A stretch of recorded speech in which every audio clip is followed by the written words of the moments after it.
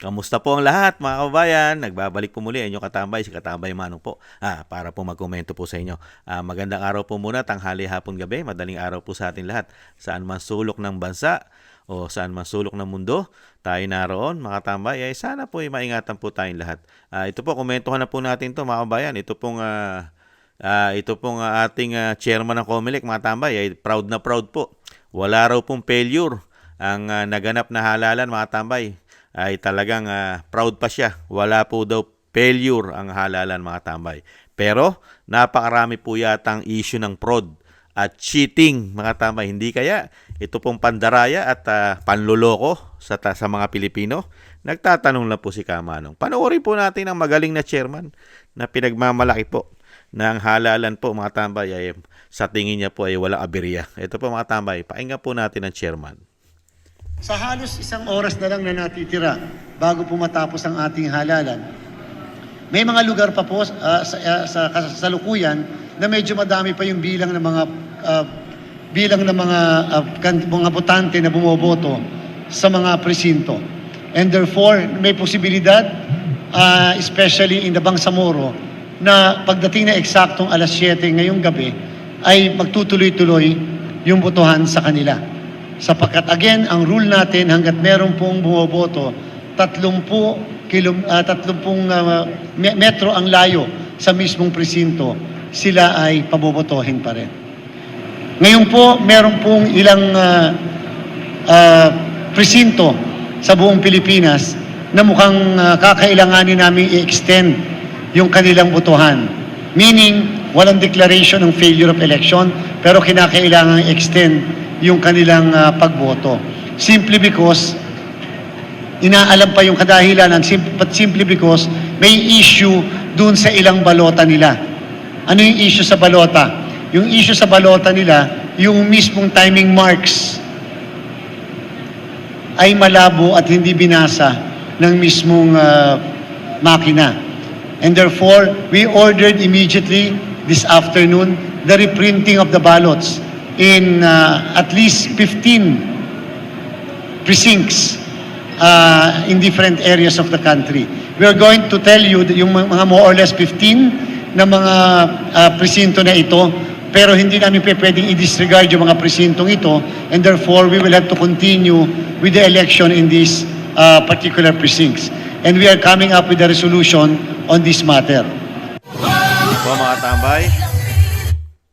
Hindi naman po sinagot ng COMELEC yung mga issue po na yung mga binoboto natin, pagdating na po sa resibo, iba na po ang lumalabas. Iba na po. Karamihan po ang lumalabas ay ang kaalyado po at syempre po ang mga manok ng alyansa nila, mga tambay, ang binagoong ang Pilipinas. Mga tambay, yan po, pinagmamalaki po ng COMELEC na talagang walang failure ang eleksyon, mga tambay. Meron man daw po ay pagpapatuloy pa rin at mag-iimprenta pa sila sa mga sinasabing mga presinto na nagkaproblema at yung sinasabing code ay malabo, mga tambay, o sinasabing kung ano man ang tawag niya ron. Unbelievable, di po ba? Yun lang po ang nakita yatang problema ng chairman, mga tambay. Yung sinabi po niyang pahayag, hindi po niya nakita yung mga isang damukal po na nirereklamo po ng taong bayan, lalo-lalo po sa pagboto, na talagang hindi po nila matanggap yung binoto po nila. Yung iba po nating kababayan, gumawa pa ng mga listahan ng binoto nila para po hindi nila makalimutan. Pero pag boto po nila at nilagay na po nila sa makina, sa machine, at titingnan po nila kung nagtutugma po ito sa resibo, hindi na po. Di po ba? Dinanas din po yan ng isang kumakandidatong senador na si Atty. Raul Lambino sa kanya pong bayan sa Norte, mga tambay. Di po ba? Napakarami pong issue. Napakarami pong sinasabing ang mga Pilipino, tayo ay hindi po nagtitiwala sa ganitong sistema. Saan ka ba nakakita?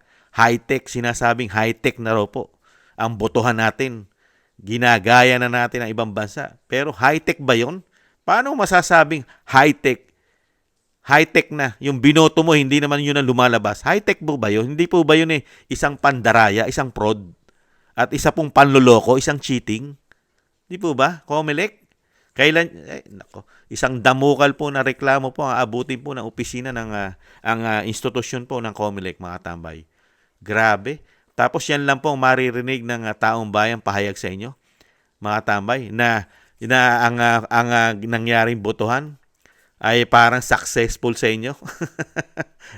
Hindi failure. Ganun po ba, Comelec? Unbelievable. Yan po yata ang ano na Comelec ngayon, mga kabayan.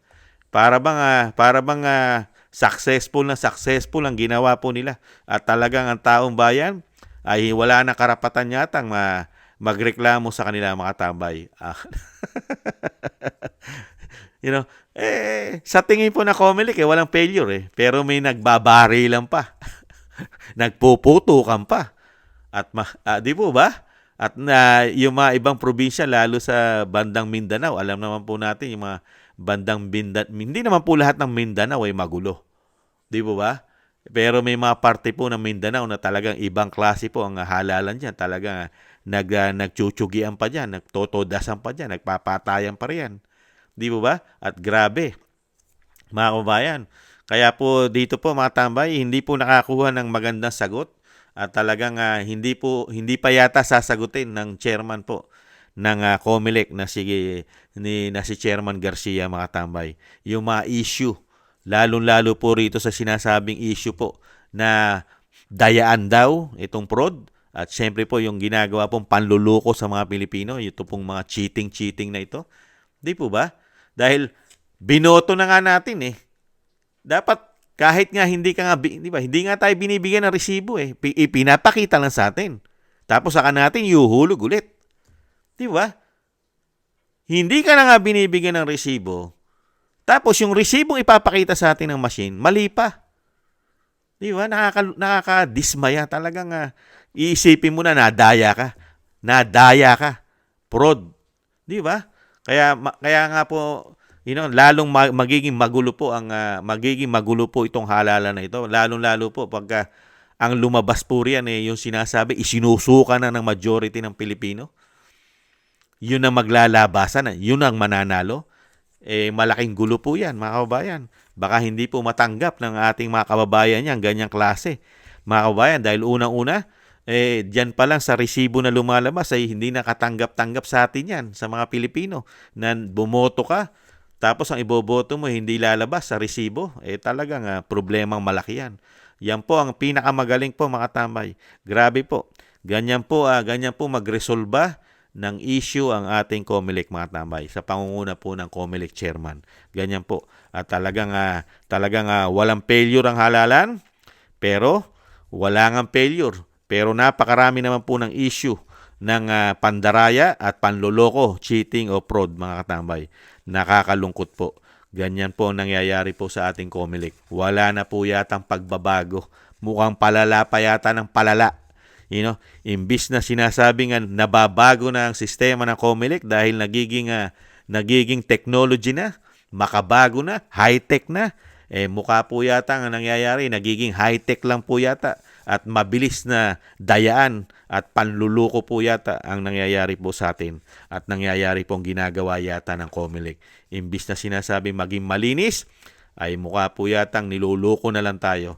Puro panluluko lang. Pag sinabing malinis ang halalan, para ka lang niluluko at binubudol yata nila, mga kababayan. Napakarami. Kaya nga po, hindi po mawawala sa isipan natin at hindi po mawawala sa isipan natin ito na tayo po ay nadadaya nila, mga kababayan. Dahil sa ganitong binoto mo, pero ibang pangalan, ibang kandidato ang lalabas. Yan. Talagang kahanga-hanga ka, Comelec, chairman. Humahanga sa iyo, mga Pilipino. Grabe ka. Talagang pinaghandaan mo talaga. Sabi nga ng mga kababayan natin, talagang pinaghandaan talaga ni Comelec chairman na Erwin Garcia itong halala na ito. Baka katamay. Dahil sa sobrang paghahanda ng Comelec chairman, yung binoto mo ay hindi siya ang lumalabas sa resibo mo. Talagang pinaghandaan talaga pala ni chairman, mga katambay. Unbelievable.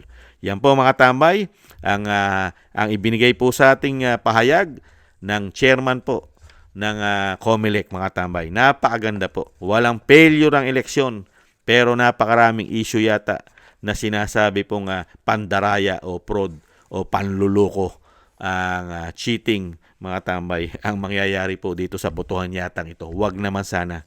Huwag po sana magtagumpay ang mga maiitim ang budhi, mga swapang, mga greedy, mga ganit sa kapangyarihan. Huwag po sana silang magtagumpay, mga kabayan. At huwag din po sana magtagumpay kung totoo na ang COMELEC ay may issue ng pandaraya. Huwag naman sana sila magtagumpay.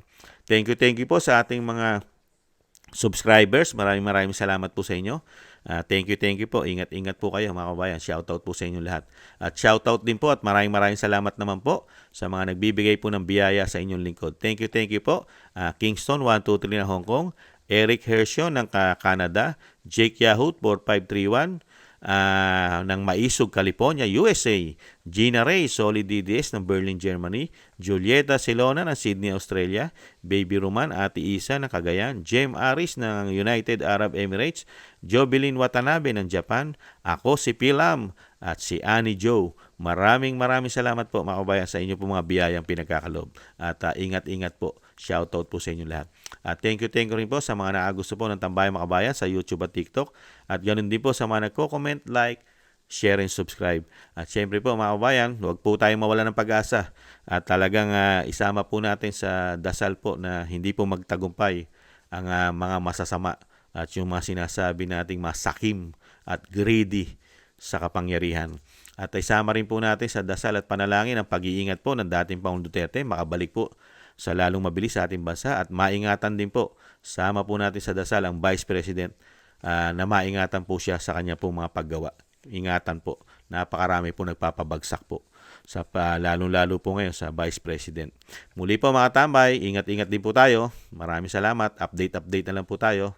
Bye-bye.